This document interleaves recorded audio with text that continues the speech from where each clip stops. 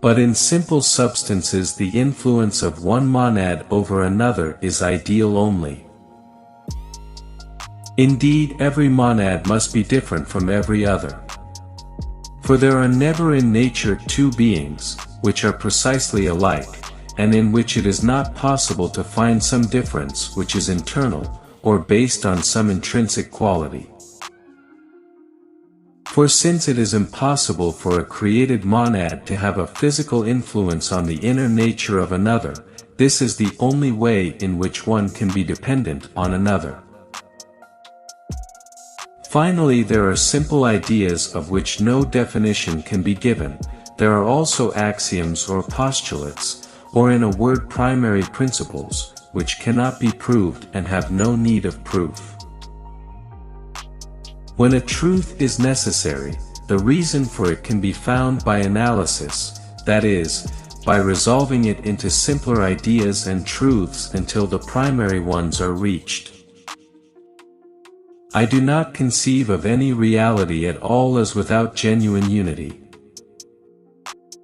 Whence it follows that God is absolutely perfect, since perfection is nothing but magnitude of positive reality, in the strict sense, setting aside the limits or bounds in things which are limited.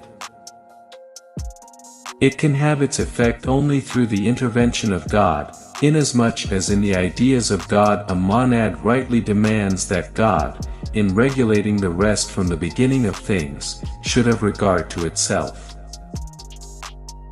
Now where there are no parts, there neither extension, nor shape, nor divisibility is possible. And these monads are the true atoms of nature and, in a word, the elements of things.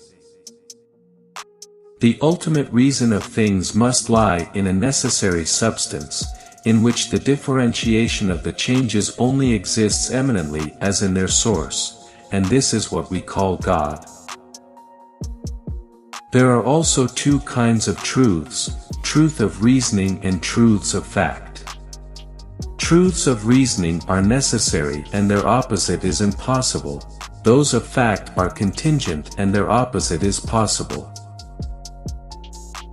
This is why the ultimate reason of things must lie in a necessary substance, in which the differentiation of the changes only exists eminently as in their source, and this is what we call God. Men act like brutes in so far as the sequences of their perceptions arise through the principle of memory only, like those empirical physicians who have mere practice without theory. I maintain also that substances, whether material or immaterial, cannot be conceived in their bare essence without any activity, activity being of the essence of substance in general. I hold that the mark of a genuine idea is that its possibility can be proved, either a priori by conceiving its cause or reason, or a posteriori when experience teaches us that it is in fact in nature. Music is the pleasure the human mind experiences from counting without being aware that it is counting. I also take it as granted that every created thing, and consequently the created monad also, is subject to change, and indeed that this change is continual in each one.